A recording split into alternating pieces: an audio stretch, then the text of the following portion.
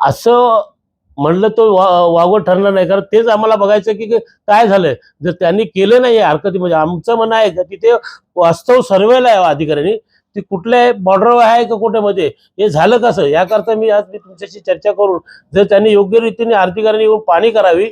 बाबा हे बॉर्डरची मतदार आहे का मधले आहेत, हे मधले कसे जाणार, जेणेकरून वाडामध्ये असलेल्या म्हणजे त्याच्या बाजूची असलेली ती विंग नको त्या ठेवलेल्या आहेत. आणि दुसरी गोष्ट, जे मध्ये पॅच मध्ये असलेले वोटर असतात काय प्रत्येकाचे ठरलेले, तेच नेऊन कसं टाकलं ह्याच्यावर आमची कोण आहे ह्याच्या पाठीमागे कोणीतरी असं आता अधिकारी करतील चौकशी, नाही तर आम्ही त्याचं आंदोलन सोडून काढू अदृश्य शक्ती आहे असं वाटतं. आता ते अदृश्य नंतर समजेल ना, की जेव्हा जे अधिकाऱ्यांनी जर काम केलं नाही याच्यावर, त्या लोकांचा मताचा हक्क नागरिकांचा जर हिरवून घेत असतील, तर मग आम्ही अदृश्य शक्ती का कुठं ते बाहेर काढू.